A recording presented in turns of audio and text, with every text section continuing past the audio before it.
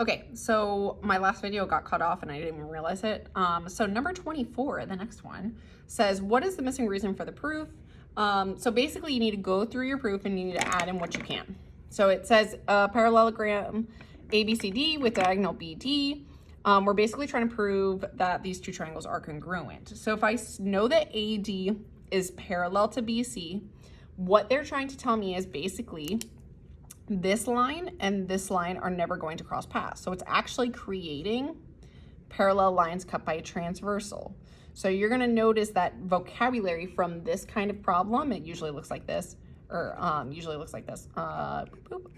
will pop in, okay? So you're looking for vertical angles, alternate interior, consecutive angles. So it says ADB is congruent to angle CBD. So I'm going to add that to my picture. So ADB, this angle, is congruent to CBD, because if it's cut like this angle and this angle are congruent because of alternate interior angles. AB is also parallel to DC, so you're basically turning it. So then I have angle ABD is congruent to angle CDB. So these are congruent because of the same reason. Alternate interior angles, because you have two sets of parallel lines, it's creating a parallelogram. And then I have DB is congruent to DB because of reflexive property, meaning the sides are congruent. So now what I can do is I can justify that these two triangles are congruent by using a specific theorem. So once I have everything marked, I know that I have in one of these triangles, I have an angle, I have a side, and I have an angle. So using angle, side, angle, I can say that these two triangles are actually congruent, meaning that they are the same exact size. So going to 25. 25 is still a proof. So I'm going to do the same thing. I'm going to go through and just add what I can. So it says given AB is parallel to XY. So I'm still dealing with parallel lines cut by a transversal. So AY bisects XB, and that's on here too. So I'm going to go through my proof and I'm going to add it to my picture. AB is parallel, that's given. Angle B is congruent to angle X. The reason why is because alternate interior angles, meaning opposite sides, are congruent. Angle A is congruent to angle Y, so I add it to my picture.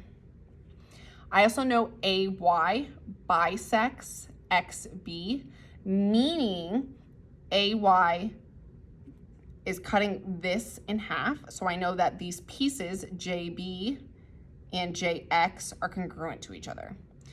I know they're telling me triangle AJB is congruent to triangle YJK. They give me the justification. They're telling me these are congruent by angle, side. So I already know they're congruent. They told me that. They proved this. Once I use one of these congruency statements, I'm saying that the triangles are congruent. Then I can basically say anything on this triangle is congruent to another piece. So AB is congruent to YX. The reason why is not because one of these, because these side, angle, side, angle, side, angle, side, side, side would be a justification as to why it's congruent. Once I know they're congruent, I can say anything is congruent because corresponding parts of congruent triangles are congruent. So corresponding parts of congruent triangles are congruent. Okay, so same thing on the next problem. I'm going to take my information and I'm going to put it in my picture. So it says it's a parallelogram, meaning I'm still dealing with parallel lines cut by a transversal.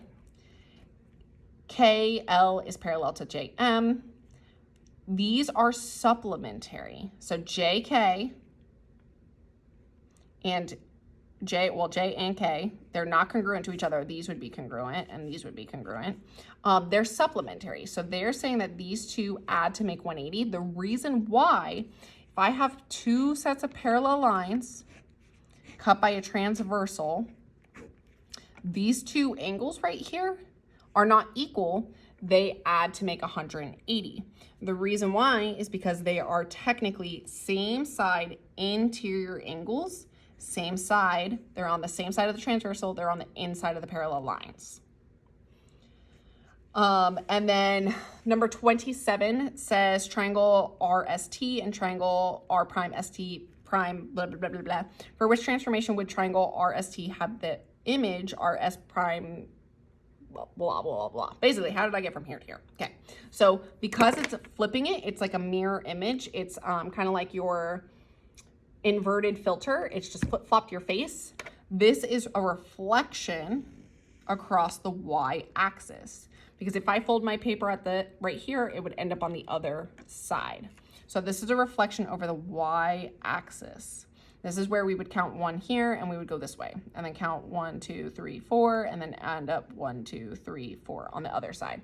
So it's an inverted filter, if you will, think of it that way. The next problem is same thing. It says 2 isosceles triangles RSU with kid blah, blah, blah, blah, blah, blah, blah, blah. Which transformation carries a trapezoid onto itself? Basically, how do I get this trapezoid over to the other side to where it exactly ends up in the same thing? The only place to do that would be over KM. If I rotate it 180 degrees, it would spin upside down, so that would not work. 90-degree rotation would spin it sideways, so it would look like this. Reflection of KM, that would end up over here. This would end up over here. And then NL, if I reflected it here, this part would end up here and this part would end up down here. So the whole thing would be like flipped upside down. So that's not gonna work. So the only one is C over KM. 29 says determine which statement is true regarding triangle ABC and LMN. So this is where they're gonna try to trick you because they're like, I have a side and I have a side. So I have to use the side lengths, side, side, side. You can't use a side if you only have one side. Notice that this has 2 S's. So I need to know 2 of the sides. I only know 1 here and here. So I cannot use that. I don't know 2 sides. I don't know 3 sides. There is none that use 1S. So right here is this one. The reason why they are similar is because if you add to make 180, this is 90, this is 42. This angle, if you take a calculator and you subtract 42 and 90 from 180, you get 48 here. If you take 180 and you subtract 90 and you subtract 48, you end up with 42 here. So they're the same exact triangle, they've just expanded. It's a dilation, it's gotten smaller or bigger. For question 30, it says, for the triangle shown, what is the measure of angle 1? So this right here, it is an isosceles triangle. I know that if the sides are congruent, the base angles are also congruent. So whatever goes here, I can also put here. A triangle adds to make 180, so I could take 180, I'm adding to make 180, so I have 24 plus x plus x. So I have 180 equals 24 plus 2x. So I'm minusing 24 and I'm dividing by 2. You don't really need to write an equation for it. You could just use a calculator. So 180 minus 24 is 156. And now I'm dividing by 2. So x equals 78. So each base angle is 78 degrees because it has to add to total to make 180. On the back of the sheet is 31. This is area of a sector. This formula is not on your reference sheet. If you look under a circle only gives you pi r squared for your area. So we're using this formula, but we have to add something to it. So it says the measure of ABC is 45. The length of BC is 7 inches. What is the area of the sector around to the nearest tenth? So not only do I have to do this, I also have to divide by 360 because a circle is 360, and I have to multiply by the piece that I'm actually looking for. So I'm taking 45 and I'm multiplying by pi times my radius, which is 7, and I'm dividing by 360. So in a calculator, 7 to the power of 2 is 49. And I'm doing this is 360. What am I doing? 360. So I'm doing 45 times pi times 49 divided by 360. So you should get around 19.24. So we're going to say 19.23. The next one's the same thing. It says find the area of the shaded sector. This square is 90 degrees. So using the same formula, x times pi r squared divided by 360. My x is 90. My radius is 10. And I'm dividing by 360. 10 squared is 100. So I'm doing 90 times pi times 100. So 100 times pi times 90 divided by 360 gives me around 78.54. So if you have this, all you're doing is multiplying 5 times pi. So 5 times pi is approximately 15.7. Oh, why did I put 15.7? 20 times pi is around 62.83. 25 times pi is around 78.54. And then 50 times pi is around 157.8. So this answer matches C. The next one says, the right square pyramid has a base length of 4 inches and a slant height of 7. What is the surface area of the pyramid? So using your formula, you have a pyramid like in Egypt, a regular pyramid. Surface area, I have 2 formulas. I'm going to use this one with the L. So surface area equals big B plus 1/2 PL. So big B is the area of the base. So off to the side, I'm finding the area of the base. My base is technically a square. So I'm doing length times width. So 4 times 4 is 16. So my big B is 16. I'm bringing down plus 1/2. My P stands for perimeter of the base,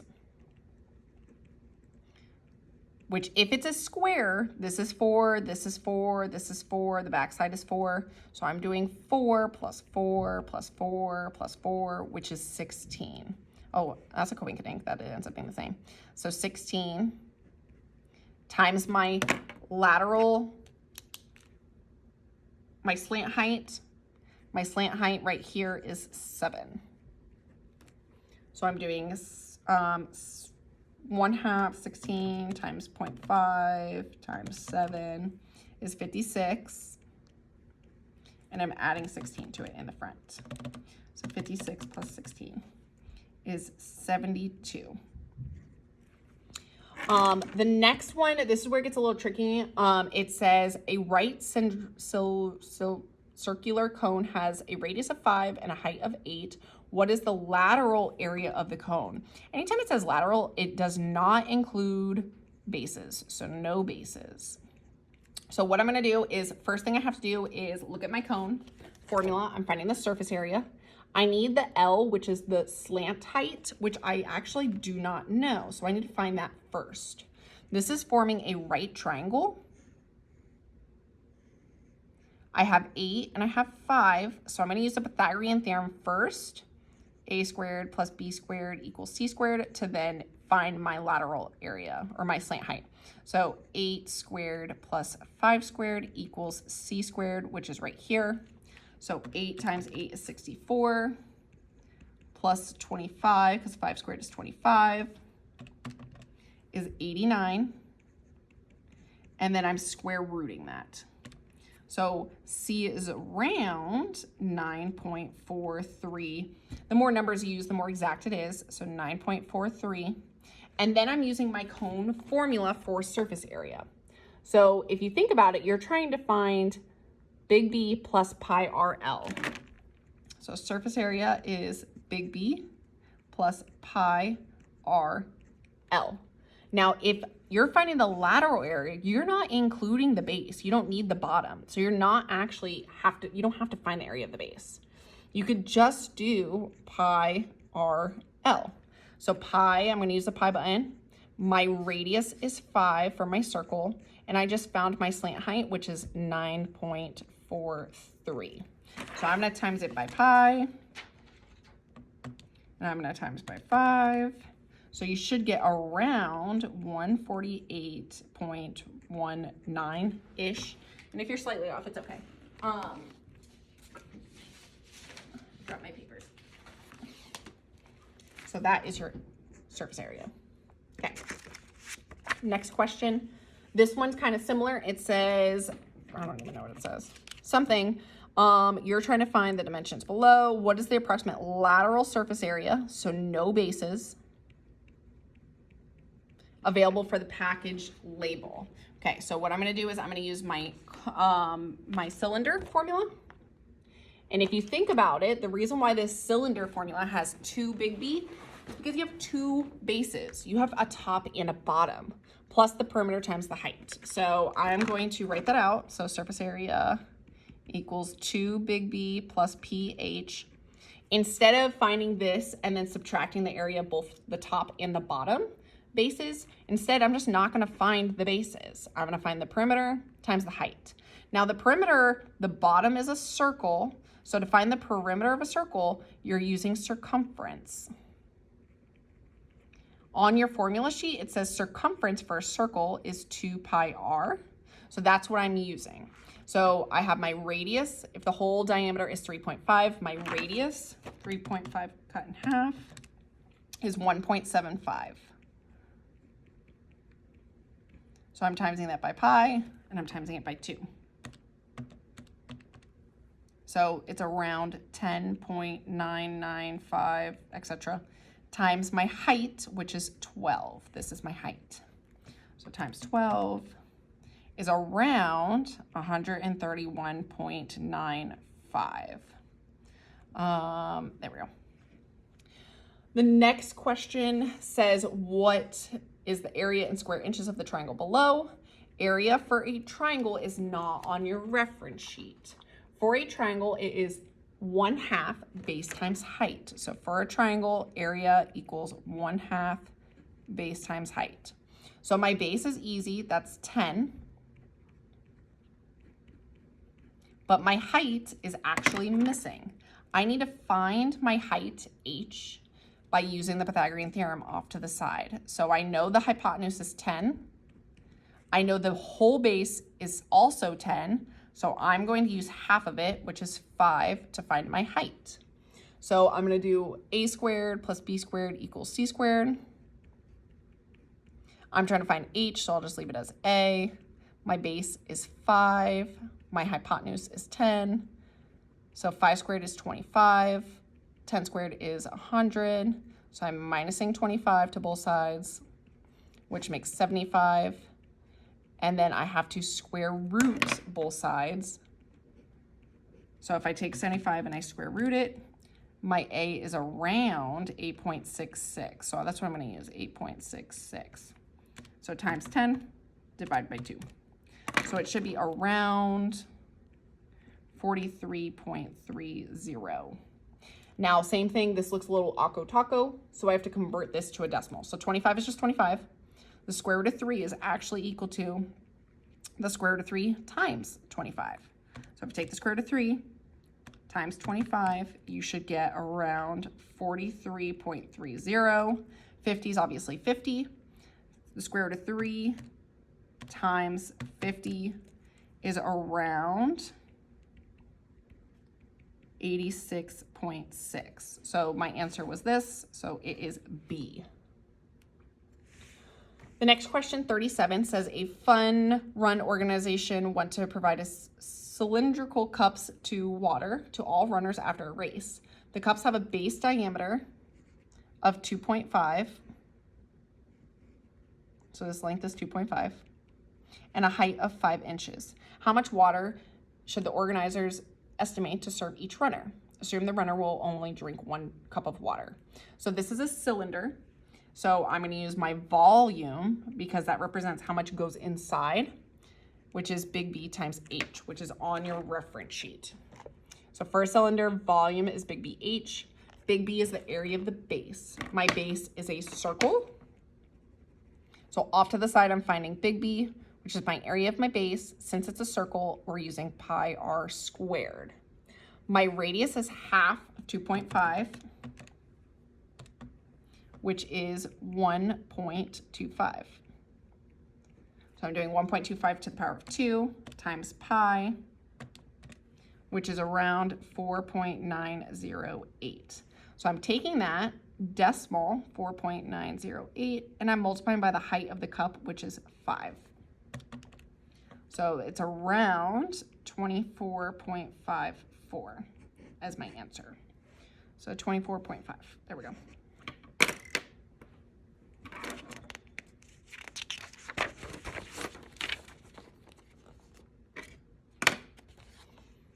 Okay, so this one says a solid glass sphere is cast with a radius of 30. What is the volume to the nearest whole number of the sphere? So I have a sphere, which is a circle. My radius is 30. I'm trying to find the volume. So if I look at my sphere formula, my volume is 4/3 pi r cubed. So volume equals 4/3 pi r cubed. So I'm going to plug in my radius. So this is where we did 4 times pi. My radius is 30 to the power of 3, and I divide by 3 in the end. So 30 cubed, which is 30 times 30 times 30, is 27,000. I'm multiplying by pi, and I'm multiplying by 4, and in the end, I'm dividing by 3. So I get this long number, 113097.33. So this is closest to this number. So that's what I'm going to use. 30 times 30 times 30 times 3.14 times 4 divided by 3. The reason why it's slightly off is because if you use 3.14, you get this exact answer. Versus I use the pi button, so that's why my number was bigger, because if you use the pi button, it's the exact answer. If you use 3.14, it rounds the whole number. 39 says, below is a drawing of Jeff's yard. There is a circular fish pond near the center. The diameter of the pond is 12, so the diameter is 12. How many square feet of grass is necessary to cover everything except for the pond in his yard? So I'm going to use a trapezoid formula and a circle formula to subtract that. So I'm going to find the area of the trapezoid first, and then I'm going to subtract my circle because I don't need to include my pond. So for the trapezoid, I'm doing area equals 1/2 h base 1 plus base 2. So this is my base 1. This is my base 2. This is my height. So I'm going to plug in my numbers. So I have 1/2. My height is 60. My bases is 70 plus 100. So 70 plus 100 is 170. So 170 times 60 divided by 2 is 5,100. And I need to find the area of the circle now, which is pi r squared. So my radius, if the diameter is 12, the radius is 6. 6 squared is 36. 36 times pi is around 113.097. I'm going to subtract these because I don't want to include the pond, so I have to minus them. So I'm going to subtract them. Subtract.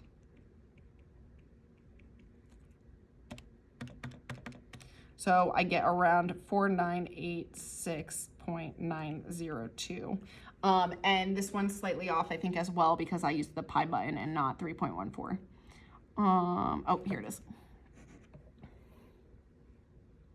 The next one, this one's a little funky. Okay, so it says a scale drawing of the house is shown below. What's the best estimate of the area of the side of the house? So you have two shapes in here. Each square is 36 feet, but I have a rectangle, which I'm going to find the area first.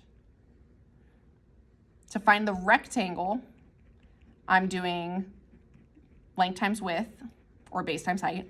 The length is 1, 2, 3, 4, 5. times the width, which is 1, 2, 3, 4.